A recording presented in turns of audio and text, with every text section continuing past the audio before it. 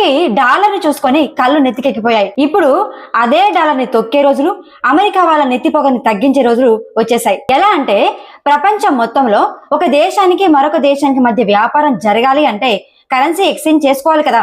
For example, India రష్యాతో business చేయాలని అనుకుంటుంది.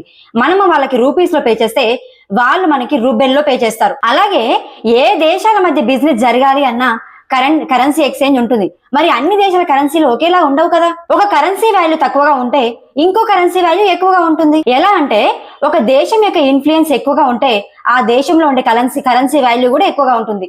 లేదంటే ఆ దేశం యొక్క ఇన్ఫ్లుయెన్స్ తక్కువగా ఉంటే ఆ దేశంలో ఉండే కరెన్సీ వాల్యూ కూడా తక్కువగానే ఉంటుంది. అంటే కరెన్సీ వాల్యూ అనేది ఎప్పటికప్పుడు తగ్గుతూ పెరుగుతూ అలా ఫ్లక్చుయేషన్స్ అవుతూనే ఉంటుంది. ఇంటర్నేషనల్ ట్రేడింగ్ టైంలో పేమెంట్ అనేది కామన్ గా ఉంటుంది. అందుకే ఈ దేశాలన్నీ కలిసి ఒకే కామన్ కరెన్సీని వాడుతున్నారు.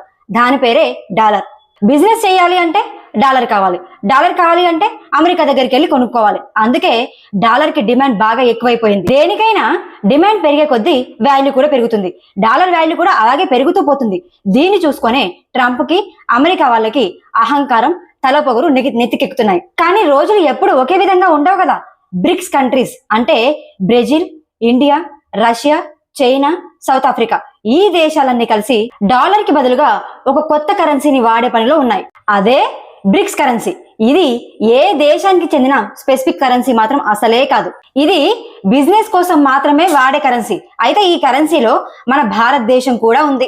ఈ కరెన్సీ ఇంకా ప్లానింగ్ స్టేజ్ లోనే ఉంది. ప్రపంచం మొత్తంలో జరిగే గ్లోబల్ ట్రేడింగ్ లో 40% అంటే చాలా ఎక్కువ. 40% ట్రేడింగ్ ఈ బ్రిక్స్ కంట్రీస్ వల్లే జరుగుతుంది. ఒకవేళ ఈ బ్రిక్స్ కరెన్సీ కనుక వాడుకలోకి వస్తే ఈ కంట్రీస్ అన్ని డాలర్ ని వాడడం ఆపేస్తాయి. ఆటోమేటిక్ గా డాలర్ కి డిమాండ్ తగ్గిపోతుంది.